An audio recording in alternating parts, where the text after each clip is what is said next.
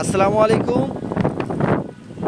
Hello দেশবাসী, যে যেখানে আছেন অতি সত্বর সেফ জোনে চলে যান।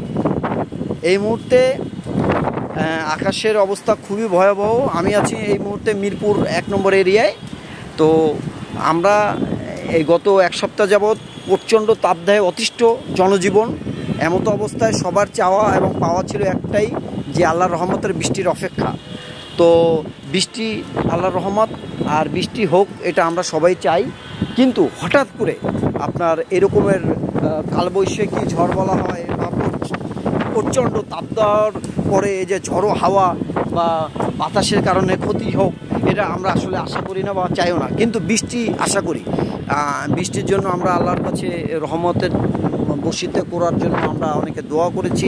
বিভিন্ন এই গত জুম্মা মোবারক গতকালকে মসজিদে দোয়াও করা হয়েছে যে আল্লাহ তোমার রহমতের বৃষ্টি আমাদের উপরে বর্ষিত করো। আমরা গরমে অতিষ্ঠ হয়ে গেছি, জনজীবন অতিষ্ঠ হয়ে গেছে ঠিক এই মুহূর্তে।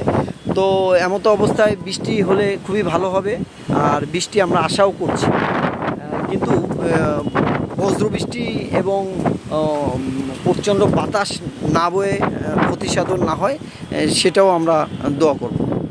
তো আপনারা যে যেখানে আছেন একটু সেফ জোনে চলে যাবেন। আপনারা জানেন যে ঢাকার শহরে বড় বড় বিল্ডিংয়ের কাজ চলে, অনেক জায়গায় বিভিন্ন বাঁশ, তারপরে টপ হাবিজাবি এবং এই নির্মাণ সামগ্রী আছে যেগুলো পড়ে অনেক সে মানুষ আহত হয়, অনেক সময় অনেক বিপদ ঘটনা ঘটে। এরকমের জায়গা থেকে আপনারা সবাই একটু সেফ জোনে যাবেন। তো যাই হোক, আমরা সবাই দোয়া করি সবাই সবার পরিবার পরিজন নিয়ে ভালো থাকবেন। আসসালামু আলাইকুম ওয়া রাহমাতুল্লাহি ওয়া বারাকাতুহু। এই মুহূর্তে আকাশের অবস্থা আপনি একটু দেখানোর ব্যবস্থা করছি। থমথম একটা পরিবেশ পরিস্থিতির মতো থমথম অবস্থা।